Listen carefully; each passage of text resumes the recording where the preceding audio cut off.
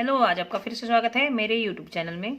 आज हम फिर से कक्षा 8 का पाठ 11 पढ़ेंगे, बल तथा दाब। इसमें हम क्रियाकलाप 11.4 से शुरू करेंगे, जो कि पेज नंबर 132 पर है। इससे पहले वाले जो टॉपिक्स हैं वो हमने पहले वाले वीडियो में कवर कर लिए हैं। उसका लिंक डिस्क्रिप्शन बॉक्स में दिया हुआ है, वहाँ से आप पहले वाले सभी टॉपिक्स पढ़ सकते हैं। और पूरा लेसन भी अगर पढ़ना चाहते हैं तो उसका लिंक भी डिस्क्रिप्शन बॉक्स में दिया हुआ है, वहाँ से आप पूरा पाठ पढ़ सकते हैं। वीडियो देखने से पहले सब्सक्राइब जरूर करें और पसंद आए तो शेयर और लाइक भी कर दें। चलिए शुरू करते हैं। देखिए, इससे पहले हमने क्या पढ़ा था कि बल लगाने से वस्तु की चाल में परिवर्तन हो जाता है। या तो वस्तु तेज गति करती है, या वस्तु की गति रुक जाती है, या वस्तु की गति धीमी हो जाती है। अब हम क्रियाकलाप 11 में और पढ़ेंगे कि वस्तु की दिशा में भी परिवर्तन हो जाता है। एक गेंद लीजिए और इसे क्रियाकलाप 11.3 की तरह ही समतल सतह पर रखिए। जैसे पहले हमने रखा था ऐसे ही हमें रखनी है, किसी भी मेज पर रखनी है या फिर किसी भी फर्श पर एक गेंद रखना है। उसके बाद अब चित्र के अनुसार इसे रास्ते में एक पैमाना रख दीजिए। इसके रास्ते में एक स्केल रख देंगे हम, जैसे ये रख दिया है। जैसे हम इधर से गेंद को धकेलेंगे और इधर रास्ते में स्केल रख देते हैं। हम देखते हैं कि देखिए ये स्केल से टकरा के मुड़ जाती है गेंद और इस तरफ आ जाती है। क्या पैमाने से टकराने के बाद गेंद उसी दिशा में गति करती रहती है? नहीं, पैमाने से टकराने पर गेंद की दिशा बदल जाती है। ये देखिए इस तरफ आ जाती है ये। अब इस क्रियाकलाप को दोहराइए और प्रत्येक बार पैमाने को इस प्रकार रखिए कि ये गतिशील गेंद के पथ से पहले से भिन्न कोण हो। अब हम इसको पैमाने को थोड़ा टेढ़ा कर देंगे। जैसे पहले हमने जैसे सीधा रखा है, अब हम इसको स्केल को थोड़ा सा टेढ़ा रखेंगे। जैसे कि मान लो हम इसको ऐसे रख देते हैं, ऐसे रखेंगे टेढ़ा, फिर एक बार थोड़ा सा ऐसे रख देंगे, फिर ऐसे रख देंगे, फिर ऐसे बार बार हम इसकी जो रखने की जो पोजीशन है वो बदल कर देखेंगे।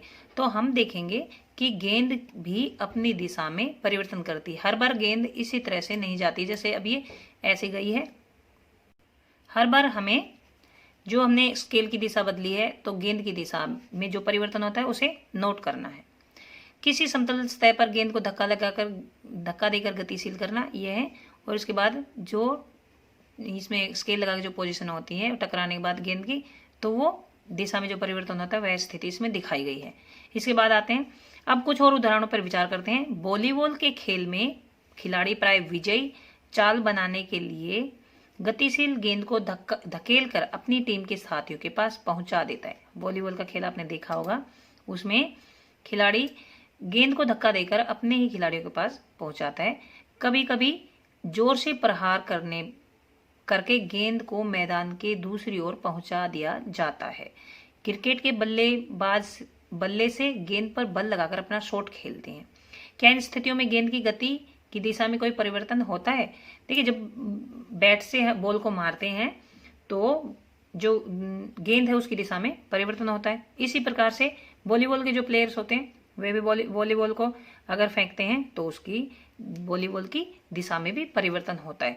तो इन सभी उदाहरणों में बल लगने के कारण गतिशील गेंद की चाल और दिशा बदल जाती है। हमने देखा है चाल के साथ साथ दिशा भी बदल जाती है। जो पहले वाले जो वीडियो है हमने उसमें क्या समझा था कि बल लगाने से गेंद की चाल में परिवर्तन होता है, और अब हम इसमें क्या सीख रहे हैं, चाल के साथ साथ दिशा भी बदल जाती है। क्या आप इस प्रकार के कुछ और उदाहरण प्रस्तुत कर सकते हैं?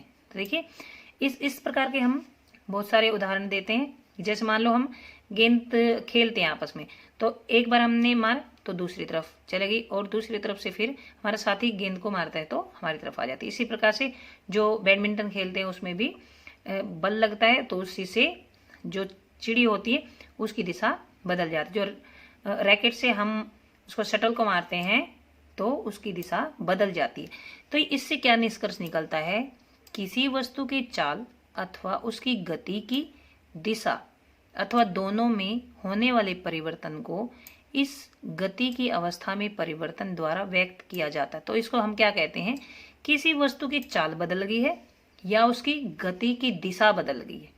चाल की दिशा या गति की दिशा या फिर दोनों में होने वाले परिवर्तनों को, मतलब या तो चाल में परिवर्तन हो या उसकी दिशा में परिवर्तन हो या फिर दोनों में होने वाले जो परिवर्तन है, तो हम उसको क्या कहेंगे कि इसकी गति की अवस्था में परिवर्तन हुआ है। गति की अवस्था में परिवर्तन हो गया, मतलब गति कम हो गई है या ज्यादा हो गई है या वस्तु की दिशा बदल गई है। तो इसे हम क्या बोलेंगे कि वस्तु की गति की अवस्था में परिवर्तन हो गया है।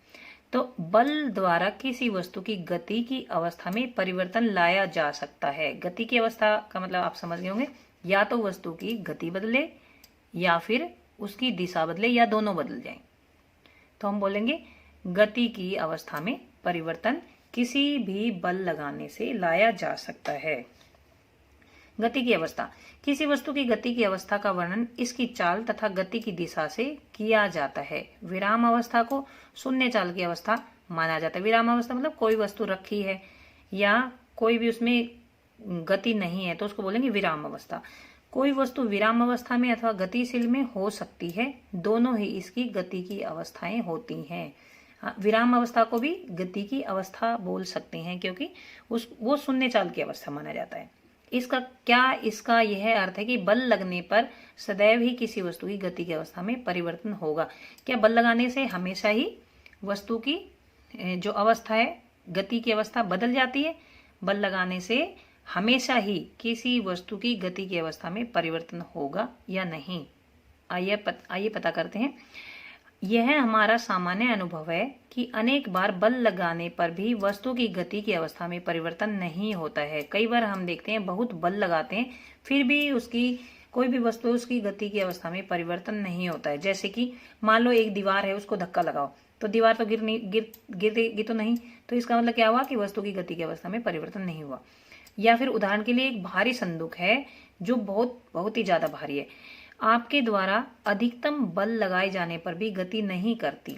इसी प्रकार यदि आप दीवार को धकेलने का प्रयास करेंगे तो भी उस पर कोई प्रभाव नहीं पड़ेगा, या बहुत ज्यादा बड़ी हैवी गाड़ी होगी उसको धकेलने का प्रयास करेंगे वह भी हमसे नहीं दिखेगी। तो इसका क्या अर्थ हुआ कि हमेशा ही ऐसे नहीं होता कि बल लगाते हैं और वस्तु की गति की अवस्था में परिवर्तन हो जाए, हमेशा ही ऐसा संभव नहीं है। कई बार वस्तु इतनी भारी होती है कि अगर हम उस पर धक्का लगाते हैं या बल लगाते हैं तो उसकी गति की अवस्था में कोई भी परिवर्तन, ना तो उसकी गति में परिवर्तन आता है और ना ही उसकी दिशा बदलती है। तो यहाँ तक हमने क्या पढ़ लिया है कि बल लगाने से वस्तु की गति की अवस्था में परिवर्तन होता है, मतलब वस्तु की गति भी बदल जाती है और वस्तु की दिशा में भी परिवर्तन हो जाता है। वीडियो पसंद आए तो शेयर जरूर करें और सब्सक्राइब जरूर करें। धन्यवाद।